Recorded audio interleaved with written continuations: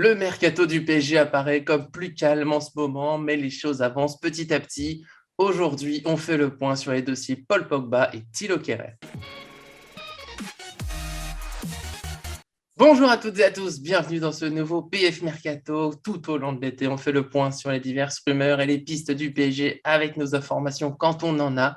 Et aujourd'hui, il s'agit du recrutement de Paul Pogba et du départ espéré de Thilo Kehrer.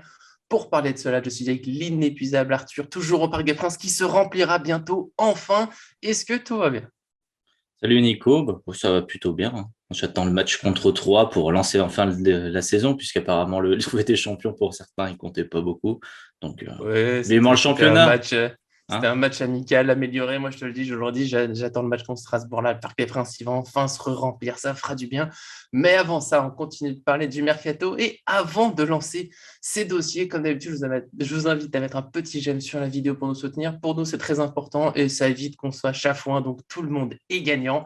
Et pour l'instant, c'est parti avec Paul Pogba, milieu de 28 ans de Manchester United. Il a un contrat jusqu'en 2022. Ça fait plusieurs semaines qu'on le sait, hein, le PSG veut le recruter, il veut profiter de sa situation contractuelle. Et c'est le Parisien qui en a parlé hier soir, donc c'était mardi soir. Il a assuré que Manchester United s'accroche encore à son joueur avec l'espoir de peut-être le prolonger un jour ou de le voir, tant pis, partir gratuitement. Et pour cela, Manchester demanderait pour l'instant une somme entre 75 et 100 millions d'euros pour son milieu. Une dépense que le PSG ne serait pas prêt de faire pour deux raisons. C'est qu'il doit d'abord vendre un peu avant de boucler de toute façon le dossier Pogba. C'est Kerrer, Sarabia, Herrera et Kurzawa qui sont cités comme les meilleurs candidats au départ. Et surtout, le PSG serait prêt à attendre la fin du mercato pour que le prix baisse. Alors voilà, c'est une rumeur, on va dire, voilà, je vais laisser Arthur commenter. On a des petits doutes. Bah écoute, ouais, si la fourchette est entre 20 millions et 400 millions d'euros, je pense qu'on devrait trouver le prochain prix de Force. Paul Pogba, s'il est recruté cet été, bien évidemment. Bah écoute, voilà, l'affaire avance petit à petit.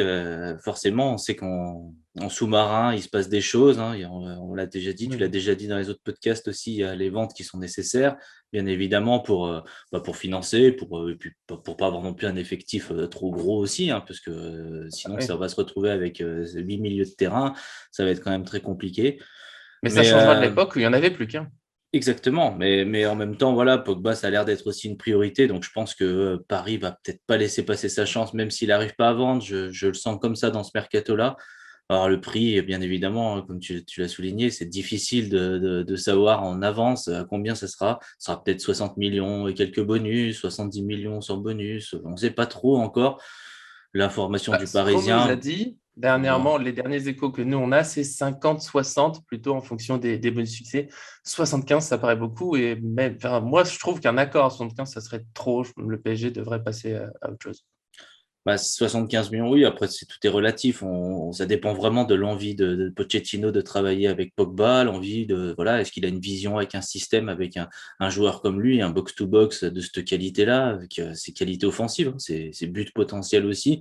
Et puis, bah, un grand Pogba, on l'a vu à l'Euro, et puis on le voyait aussi à la Juve, et puis dans quelques matchs à Manchester, c'est quand même aussi du spectacle pour le Parc des Princes, on ne peut C'est pas le vrai. cacher. Donc, je pense que ça dépendra vraiment des négociations et de l'envie véritable du PSG de l'avoir. Parce qu'après, est-ce que Paris s'arrêtera à 70 millions s'il pensait mettre 65? Je suis pas sûr. Mais en même temps, comme tu l'as dit, plus le mercato avance, plus ça va dans le sens du PSG, hein. Mais, Pogba est en fin de contrat l'année dernière. Paris Ouais, la a fourchette. clairement la main sur le dossier. Et voilà, je pense qu'à la fin, ça devrait être un prix plutôt raisonnable. 50-60 millions, ça me paraît raisonnable à un an de la fin de son contrat, 28 ans à Manchester non plus, c'était pas du Pogba exceptionnel. Il y a quand même beaucoup de monde qui a des doutes. Donc, on n'est pas non plus sur un profil à la Mbappé où tout le monde s'aligne à dire que si on l'a dans son équipe les prochaines années, c'est une garantie de but et de spectacle. Là, avec Pogba, il y a certains qui sont un peu plus mitigés et ça joue dans un dossier de cette envergure-là. Surtout qu'il y a il y a eu déjà des petites tensions avec les entraîneurs. Il y a son agent en décembre dernier qui disait qu'il était malheureux. Donc, c'est vrai que ça serait surprenant que Manchester s'accroche jusqu'au bout. 50-60 millions d'euros pour l'instant, c'est le prix le plus évoqué, le plus probable. La fourchette du Parisien, alors 75, soyons fous, ça serait une surprise, mais c'est encore ça. 100 millions d'euros, voilà. Je pense que c'est une grosse fourchette. Tout ça pour dire à la fin que que le PSG va attendre que le prix baisse. Donc voilà, on reste plutôt prudent là-dessus. Ce qui reste, c'est que le dossier avance, les discussions sont en cours. Il y a de l'espoir côté parisien et donc on pourrait avoir cette belle arrivée. En attendant, il y aura certainement quelques départs et notamment Thilo Kehrer, le défenseur de 24 ans sous contrat jusqu'en 2023. Ça fait un moment que Paris veut s'en séparer. On pouvait désespérer un peu d'arriver en août et de ne pas avoir de pistes concrètes pour son départ. Mais enfin, depuis quelques jours, il y a le Bayer Leverkusen qui est passé à l'action, qui est en négociation. Il y a d'autres clubs de Bundesliga qui ont été évoqués dans d'autres médias, mais c'est celui-là qui est le plus cité. Et nous, on peut confirmer, on l'a dit hier dans la vidéo, qu'il y a une négociation. C'est que le PSG espère 15-20 millions d'euros dans le dossier. Et un peu après, dans la journée, c'est Sky Sports version allemande qui a confirmé que ça pourrait bien être ce prix-là, 15-20 millions d'euros. C'est un prix que le Bayer Leverkusen serait prêt à payer, notamment grâce à sa vente de Leon Bailey à Aston Villa. Il y a toujours un petit obstacle dans ce dossier, comme souvent avec le PSG, hein, c'est que le joueur, il aime bien la vie à Paris, il aime bien son salaire, et notamment le journaliste Saber Defarge qui a souligné que pour l'instant, il n'est pas tout à fait prêt à partir. On a quand même de l'espoir. Dans les échos qu'on a, c'est qu'Herrera pourrait se laisser convaincre parce qu'il y a la possibilité de jouer plus régulièrement. En plus, il reste dans un très bon club allemand et européen, notamment Leverkusen, pour moi, c'est un vrai candidat en Europa League. Ligue des Champions, ça fait peut-être haut, mais au moins on y croit. Alors hier, j'ai dû en parler tout seul de Kerrer. Je pense que comme moi, tu seras plutôt content si on arrive à le vendre à ce prix-là. Bah oui, hein, si on arrive à le vendre à ce prix-là, c'est une bonne nouvelle parce que Paris ressortirait quand même de l'argent d'un transfert qui a quand même coûté cher à la base pour un joueur 37 millions. qui a quand même largement déçu. Donc c'est voilà, c'est quand même une perte d'argent, on va dire. Mais ça, c'est lié aussi au mauvais pari du PSG qui a peut-être misé trop au début. Après, voilà, on l'a dit dans plusieurs podcasts ces derniers temps, Bayer Leverkusen, c'est peut-être un club qui correspond plus à son standing, dans un club peut-être où il va pouvoir s'épanouir et où le PSG, ben, ça devient très très compliqué. Après, ce qui est paradoxal avec Kerrer en ce moment, c'est que Kerrer, il joue en ce moment. Il n'y a pas Oui. Marquinhos. Kimpembe, on sait que c'est plutôt un axe gauche. Et j'ai du mal à le voir axe droit. Bichabou est tout jeune et pour moi, c'est compliqué aussi de le voir axe droit. Donc, il y a aussi ça qui peut peut-être jouer dans l'esprit de Kerrer, c'est de se dire, voilà, c'est le début de saison, les joueurs sont pas revenus, axe droit, il y a que moi. Le Et troisième, même Ramos, c'est ça joue plutôt à gauche en général. voilà, bon après, s'il y avait Ramos qui était prêt, je pense que Ramos est capable de jouer à droite. Hein. Il est Oui. droitier, il y a largement moyen. Mais c'est vrai que si on regarde Diallo, Kimpembe et Bichabou, c'est quand même trois profils des gauchers que c'est très difficile pour eux de jouer axe droit. En tout cas, les entraîneurs, ils aiment pas du tout ça. Et c'est vrai que Kerrer, il est polyvalent, il a les deux pieds. Donc Kerrer, ça peut jouer dans son esprit de se dire, bah écoute, je peux faire un petit mois d'août en jouant. J'ai même été capitaine pendant la préparation. C'est vrai que c'est des Ouais. choses qui marquent. C'est un joueur quand même qui est là depuis un moment. C'est un joueur expérimenté dans une équipe plutôt jeune.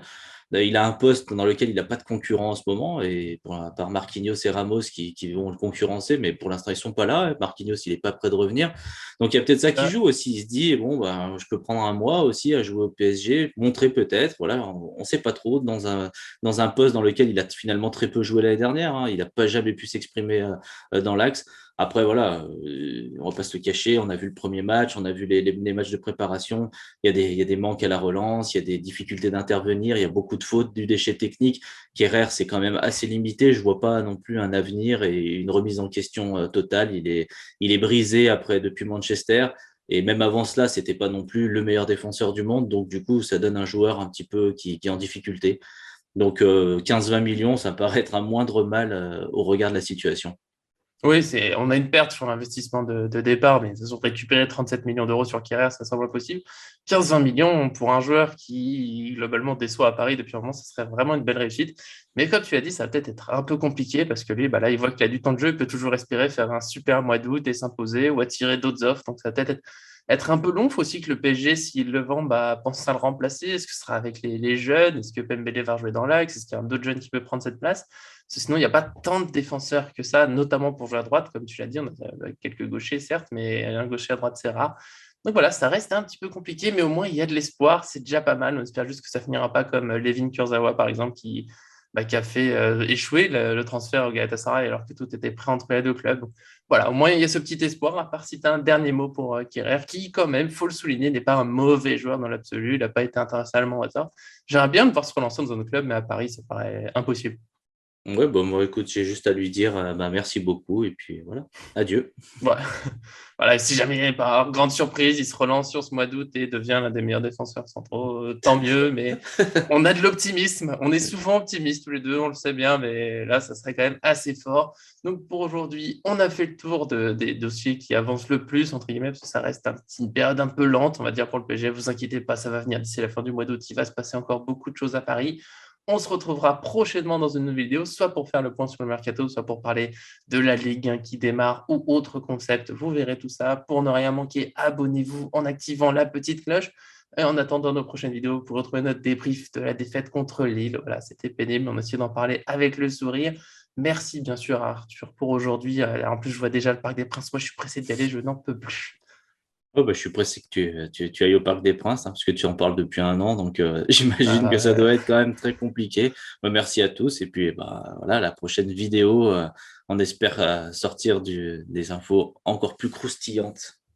Ah oui, ça va venir Pogba, ça va, vous allez voir, ça va se débloquer petit à Eh petit, oui. on y croit. Le Parc des Princes, je le redis encore une fois, à bientôt.